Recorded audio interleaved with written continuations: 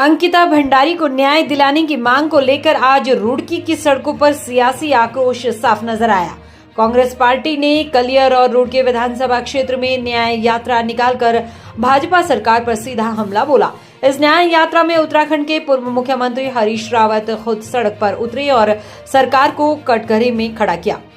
गढ़वाल सभा से शुरू हुई कांग्रेस की न्याय यात्रा आजाद नगर चौक से होती हुई बीएसएम तिराहे तक पहुंची।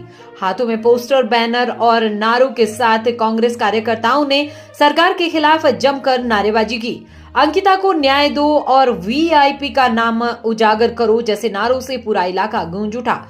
पूर्व मुख्यमंत्री हरीश रावत ने कहा कि एक तरफ पूरा उत्तराखंड अंकिता के लिए न्याय मांग रहा है, दूसरी तरफ सरकार आरोपियों को बचाने के लिए कवच बनकर खड़ी है। तमाम सबूत सामने आ चुके हैं, लेकिन अब तक वीआईपी पर कोई कार्रवाई नहीं हुई। दिल्ली से देहरादून तक भाजपा मौन है। मुख्यमंत्री जनता के विश्वास का प्रतीक होता है, उन्हें चाहिए कि सामने आए नामों पर तुरंत मुकदमा दर्ज कराएं।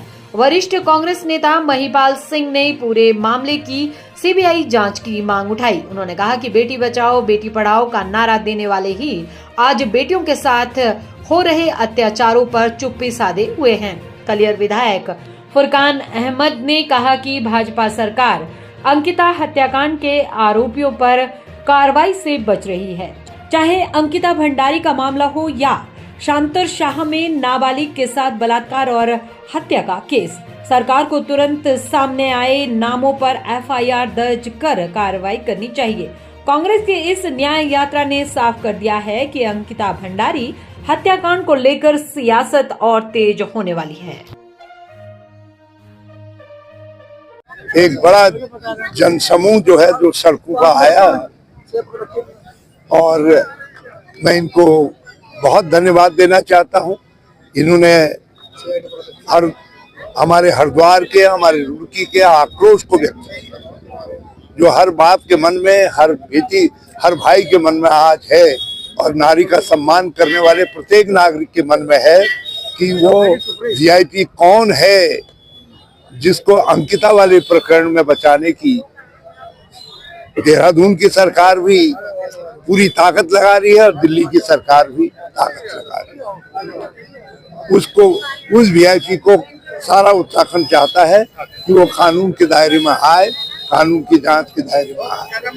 हमारी मांग है कि अंकिता प्रकरण में उन वीआईपी के जो नाम सामने आए हैं उन पर एफआईआर दर्ज हो और जिन लोगों ने रिजॉर्ट में साक्ष्य नष्ट करने का काम किया है, वहाँ जेसीबी चलाई है, आग लगाई है, सीसीटीवी कैमरे तोड़े हैं, उनके खिलाफ भी एफआईआर दर्ज हो नए सिरे से और इस सारे प्रकरण की जो है हाई कोर्ट या सुप्रीम कोर्ट की देखरेख में सीबीआई जांच कर। सर, आप देख रहे हैं जगह जगह इसी तरह के आंदोलन हो रहे हैं।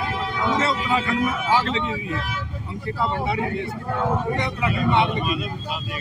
हर आदमी अंकिता के हत्यारों से बदला लेने के लिए लाखों के पीछे भेजने के लिए आतुर है। इसी तरह न्याय मिले और असली चेहरा है इस बलात्कार का, इस हत्याकांड का जो असली चेहरा है वो सामने आए। इसकी लड़ाई कांग्रेस है और जो इसकी जांच दोबारा से होनी चाहिए, सीबीआई से होनी चाहिए। अगर सीबीआई से जांच होगी तो जो अंकिता का लास्ट बयान है, जो उसने अपने दोस्त को फोन पर मैसेज किया, वो टाइम डिक्लेरेशन का काम करेगा और वो इनको फांसी के फंदे तक। ठीक है।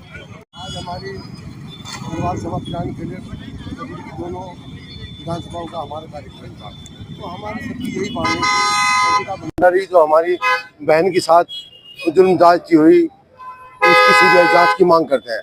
क्योंकि जिस तरह एक पूर्व विधायक सुरेश राठौर की पत्नी ने एक वीआईपी का नाम डिक्लेयर किया, तो हम चाहते हैं कि जब वीआईपी का नाम कोई था, वीआईपी था कोई, तो उसकी सीबीआई जांच हो। तो सरकार क्यों इसमें आनाकानी कर रही है?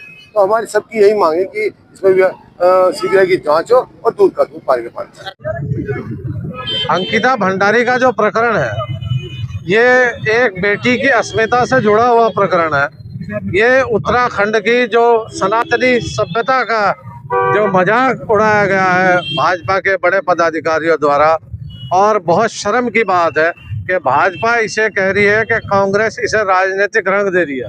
कांग्रेस इतनी तुच्छ और इतनी छोटी राजनीति नहीं करती है। ये हमारे प्रदेश की बेटी की इज्जत का सवाल है, उसके न्याय का सवाल है, और कांग्रेस इसे हर कीमत पर जब तक इसके दोषी जेल नहीं जाते इस आंदोलन को जारी रखेगी। और बहुत शर्म की बात है कि भाजपा के लोग बलात्कारियों को बचाने का काम कर रहे हैं, जबकि उनकी जिम्मेदारी है वो सरकार में है कि एक पीड़िता को, एक बेटी को न्याय मिलना चाहिए। देखिए भाजपा के लोग कांग्रेस का पुतला फूंक रहे हैं, क्या कहेंगे? पुतला बलात्कारियों का फूंकना चाहिए। हम तो बलात्कारियों को सजा देने की मांग कर रहे हैं, लेकिन वो अपने नेतृत्व के दबाव में उनकी आत्मा जो है वो शून्य हो गई है। उन्हें बलात्कारियों का जो है पुतला दहन करना चाहिए। सुबोध उनियाल जी ने शायद जो है सुरेश राठौर पूर्व विधायक जो उनके साथ सदन में सदस्य रहे, उनकी जो ऑडियो टेप है वो सुनी नहीं है। अगर वो सुन लेते तो शायद ऐसा ना कहते।